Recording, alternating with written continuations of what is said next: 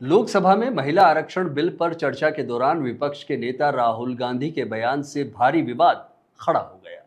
उन्होंने पीएम का नाम लिए बिना कहा कि ऑपरेशन सिंदूर और नोटबंदी का जादूगर पकड़ा गया है, जिसके बाद एनडीए सांसदों ने जोरदार विरोध करते हुए इसे प्रधानमंत्री का अपमान बताया और सदन में नारेबाजी शुरू हो गई।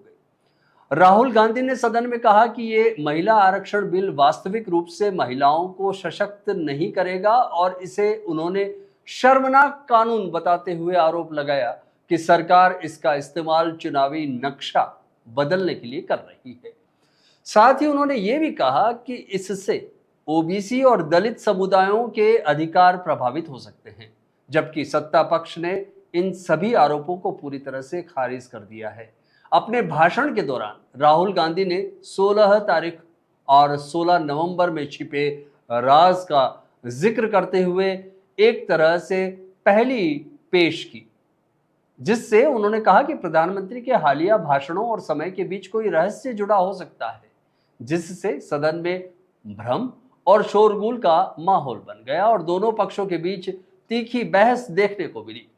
लगातार बढ़ते हंगामे के बीच लोकसभा अध्यक्ष ओम बिरला ने राहुल गांधी के कुछ विवादित शब्दों को कार्रवाई से हटाने का आदेश दिया, लेकिन इसके बावजूद सदन में तनाव कम नहीं हुआ और सत्ता पक्ष ने विपक्ष पर प्रधानमंत्री का बार बार अपमान करने का आरोप लगाते हुए विरोध जारी रखा। इसके बाद अमित शाह ने कहा कि मैं इसके इतिहास में जाना चाहूंगा।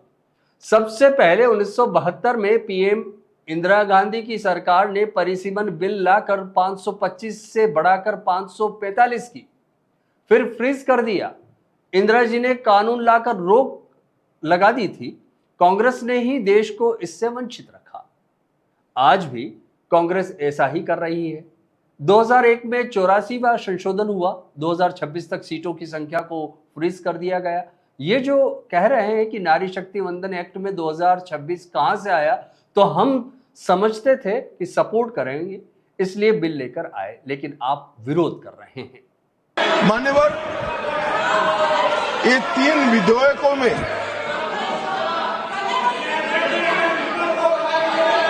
अरे धैर्य रखो भैया, धैर्य रखो। अखिलेश जी समझाओ जरा। मान्यवर, ये 3 बिलों में इसका उद्देश्य मैं स्पष्ट करना चाहता हूं। पहला उद्देश्य है सरकार का और हमारे नेता नरेंद्र मोदी जी का कि महिला सशक्तिकरण करने वाले इस संविधान सुधार को समयबद्ध तरीके से लागू कर 29 का चुनाव महिला आरक्षण के साथ कराया जाए। इसका दूसरा उद्देश्य है एक व्यक्ति, एक वोट और एक मूल्य। इस सिद्धांत हमारे लोकतंत्र की नींव में जो हमारी संविधान सभा ने तय किया था, वो सिद्धांत के स्पिरिट को यहां पर लागू